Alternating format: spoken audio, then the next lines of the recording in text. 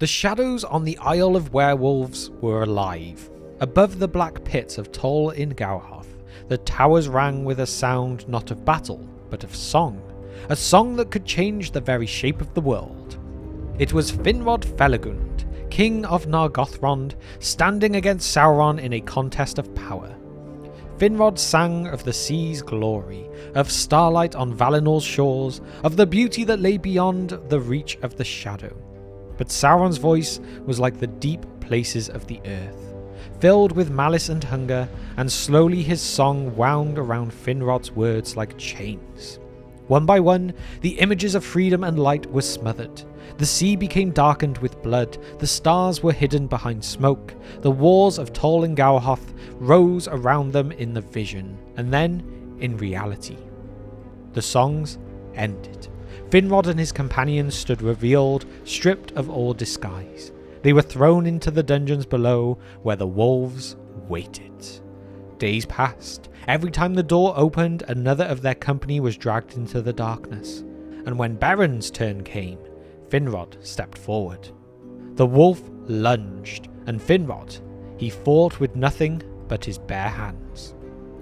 He wrestled with the werewolf and slew it with his hands and teeth, yet he himself was wounded to death. Finrod should never have been here. He was the king of Nargothrond, a hidden stronghold of the Noldor, rich and far from the front lines of war. His people depended on him for leadership and safety. But long before this night in Sauron's dungeons, Finrod's path had been set. During the Dagor Bragolach, the Battle of Sudden Flame, Morgoth's armies shattered the long peace. Finrod himself was cut off and nearly slain, until a small band of men under the command of Barahir fought their way through and saved him. In return, Finrod swore an oath. "I will aid you and all your kin in every need to the end of my days." Oaths in Tolkien's world are not light things. They bind the heart and often seal the doom of those who swear them.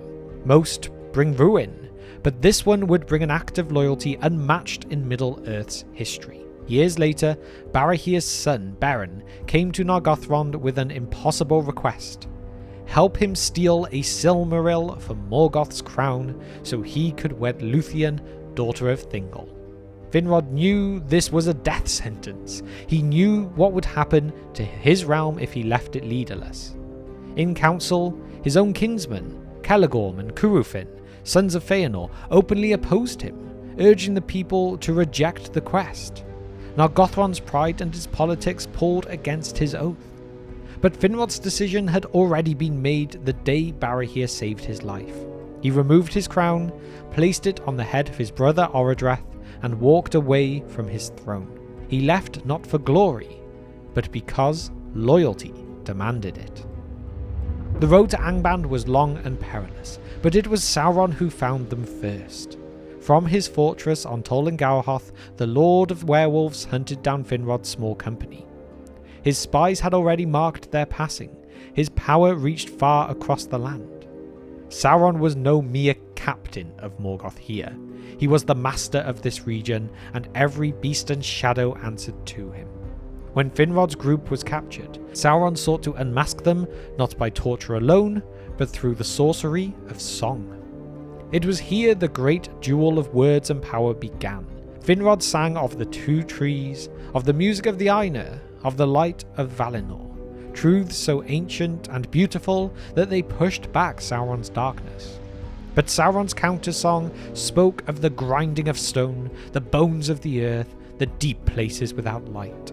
Slowly, inevitably, his will crushed Finrod's. When the illusions shattered, their disguises fell away, and they were thrown into the pits. What followed was slow death.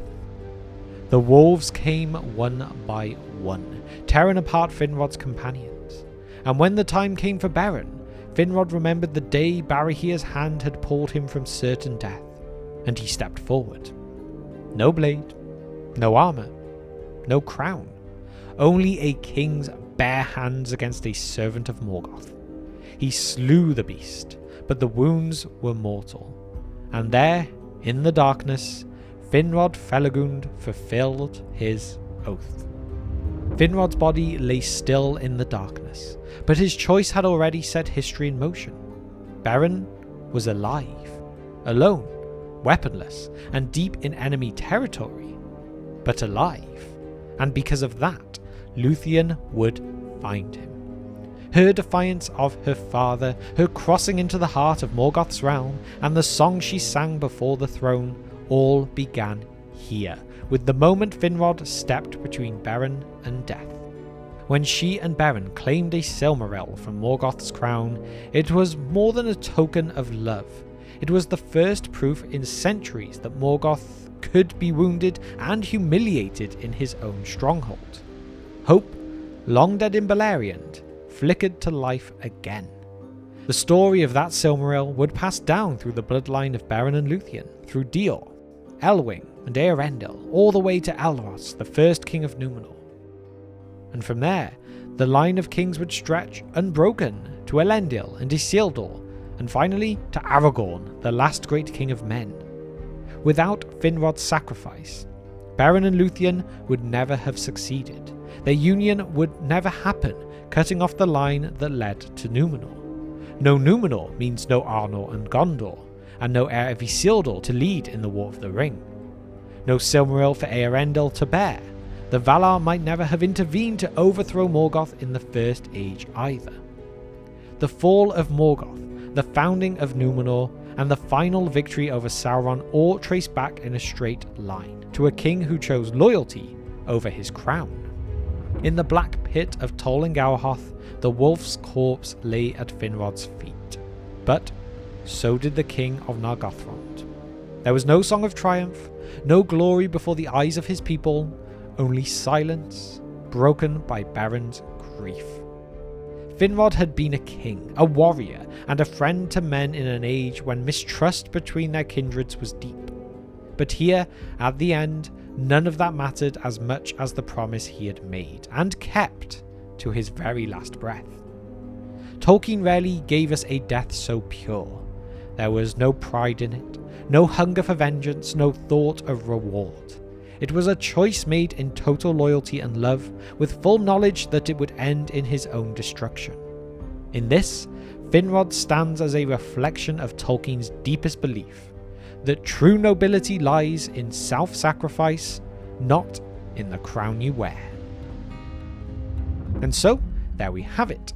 Other deaths in Middle-earth are definitely more famous. Boromir's stand at Amon Hen, Theoden's fall on the Pelennor, even Elendil's last stand.